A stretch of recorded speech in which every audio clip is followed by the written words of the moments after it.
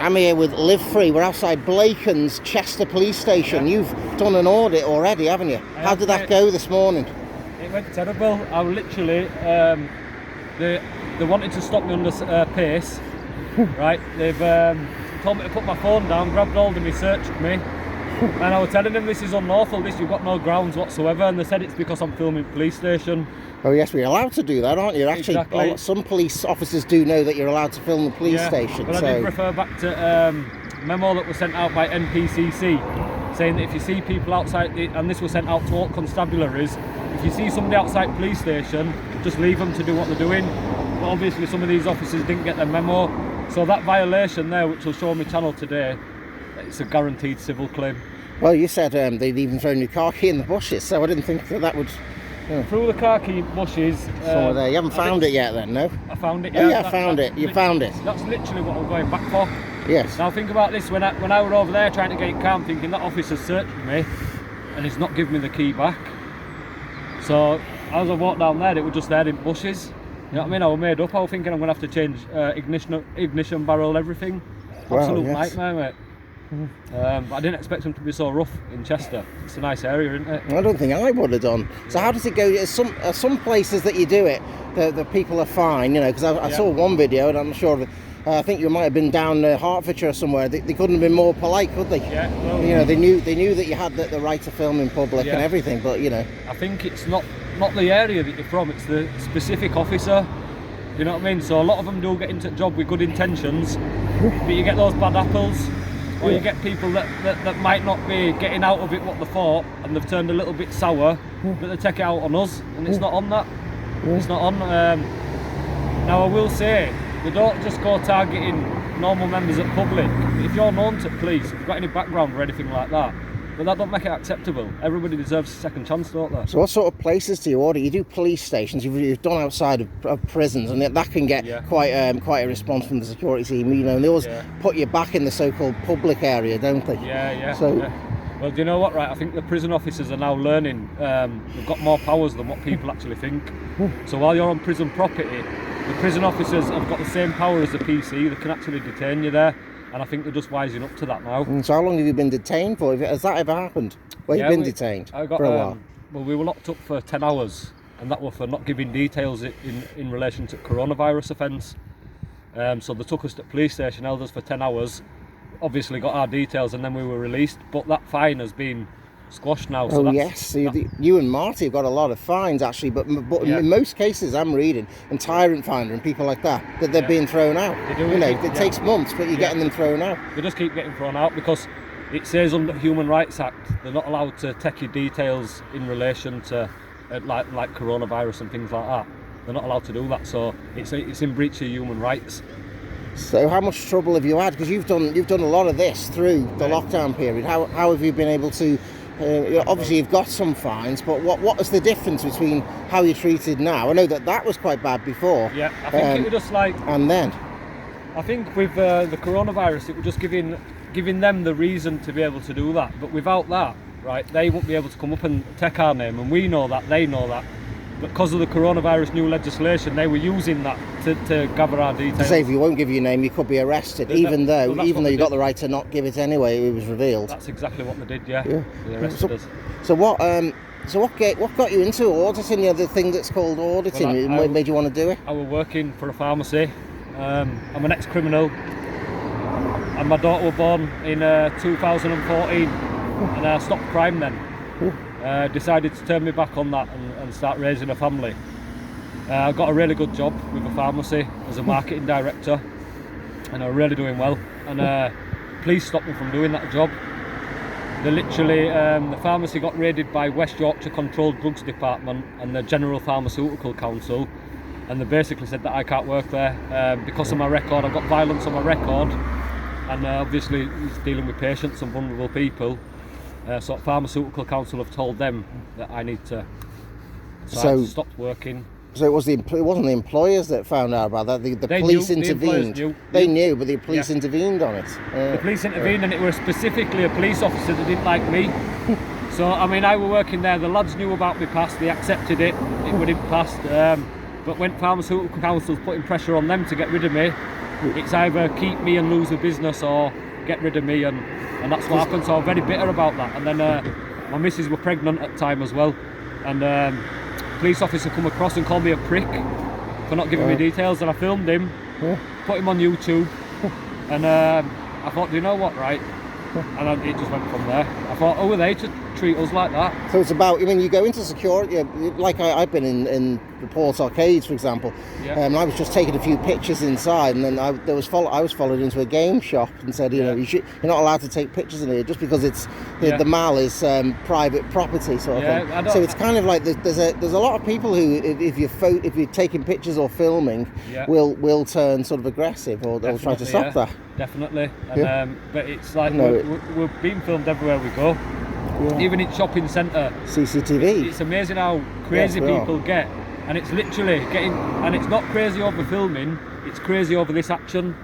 Yeah, because you can see it so visibly. Obviously, I've got a small block camera, so you could use hidden cameras, couldn't you? You could wear a body cam and walk through those shopping centres all day long and not get approached.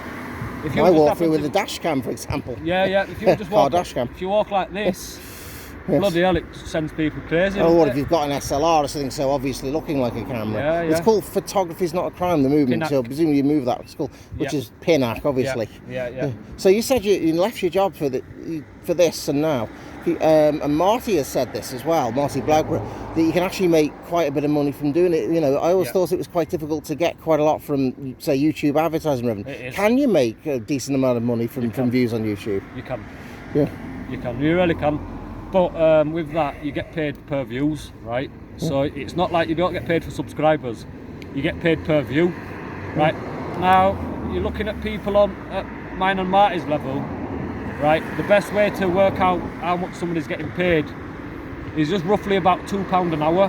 £2 an hour. £2 per 1,000 views. Sorry. So obviously your channel does have to be fairly big to get to that sort of a level. Does. I mean, example, think about it, right? If you get 20,000 views, right, that's 40 quid. But if you've got less subscribers, example, if you've got like 5,000 subscribers, less than that, your RPM will be lower as well. So you might only be getting 80 pence per 1,000 views. So think about it. So when you and Marty and other people maybe clarified and said that this is our work and said that during lockdown, that means literally this is making money for you. So when you travel and do a video, you've actually got money coming in as a result. Yeah, so my greatest month I earned 6,700, and that was the best month. That's very good, isn't it? Just for 1 month. That was the best month. That were in November. That. Yes. December I earned $4,000. So what's the furthest you've been so far to do these? I mean, you're in Yorkshire. You've been down to London. You've also you've done videos about you've helped the homeless, haven't you? Yeah. You know, you've done that in Chester as well. You know why I do that, right? Because I come from a very, very poor background, right? I lived from a council estate in Leeds, brought up with nothing, and then suddenly, right, I start getting this, like, and you're talking thousands of pounds, right? Yeah. Now look what I'm dressed in. Just cheap clothes. So you look like somebody that would just be typically there on the street. I don't like to. I don't like to. You're not wearing t-shirts showing your channel. You're just looking like an ordinary person. Yeah, I've got 4 kids, right? Yeah. So I'm a bit of a dad, rather than I can't really justify, you know, spending lavishly on myself and that. So there, I've got all this money sat there, right? And I know that the majority of my supporters, right, are struggling. The majority of my subscribers are working class, right? So I know we're struggling. So now I'm getting this money. And yeah, I do it as a job. Now I'm getting the money. How do I justify getting that money by just giving a little bit back? And that is, I give a little bit back. Do you know what I mean? So I'm not saying like I give half of it away or I give most of it away. I give a little bit back. And by me doing that, right, for one, it's spreading awareness and other people might jump on. And for two, I've given a little back. I can justify having that now. That's mine, right? I've earned that, and I've given a little back to, you know, poor people or anybody suffering. I've seen you doing that in London. Yeah, that was a trip. That was a trip, wasn't it? Where you actually stayed there for several nights or something, didn't you? Yeah, you know, you came down. Yeah. Did you actually got? Did you get unwell with COVID as well when that happened? Did that something else you had to deal with? I went for a test and it came back negative. Oh, so you felt a bit rough, but luckily it wasn't the big one. Luckily, yeah. You know what I mean? But so how did you go staying the night? How did you actually do it? Literally in a sleeping bag. Wow. In a sleeping bag, and you know what, right? It was very cold as well. I picked a bad time to do it. It was winter time. Oh, it was. It was something like January, wasn't it? I can't remember. It was something like that, wasn't it? But, I just got this feeling that I had to go down and do it. Stopped in a tent. I was supposed to stay for 3 nights, but I didn't make it. I didn't. And like, luckily I've got that choice to say, do you know what, I'm packing it in now, I'm going back home, getting in my nice warm bed. Like, them homeless people haven't got that choice. No, they haven't. No, that's the thing, you know. Apart from the fact that there are hostels and things, but you also get problems with other people sometimes. That's what happens, you see. They go to hostel. Yeah. And something might happen in hostel. It could be a disagreement with one of the lads, one of the workers there. Something will happen in hostel that'll push them out of there. Where do they go from there? It's really hard. And it is. It is hard, I understand that. And not just that, but also you'll have different response on the street. You'll have people like me that know you and meet you, and then people who like what you're doing. But what do you do with people? I mean, I was in Liverpool. I had someone who didn't want me to want themselves filmed, and they started to become violent. And that's one thing that's happened once. What do you do when someone becomes turns on you and becomes violent? How do you deal with it? Because I saw you had a problem in Glasgow as well, didn't you? I just usually say, listen, well, I'm not an idiot. If you think I'm an idiot, that you want to bully me or whatever. If you want to get into a fight, we'll get into a fight. What's it going to achieve? Nothing. I don't understand people like that. So what I usually do is meet them with same back. Like, I was told to always mirror people, but be 10% more. That's an interesting one. Yeah. So if they're like, being a bit aggressive, be a bit aggressive back. To try and show them, look, you're not going to steamroll over me. But I know that and everybody's different, and in some situations, what I'd say to that is keep recording them and saying, violate me all you want, mate, but you do know you're on record, kind of thing. Well, that's the thing as well. They'll threaten to smash their phone or do something like that. They'll say, do it, and you'll be arrested, won't you? Yeah, and if you're on a live stream, that's evidence. But if it's just a recording that you've got to upload later, they may be able to stop that recording. That's the thing. Well, do you know what? Nobody's got the rights to go putting their hands on anybody, mate.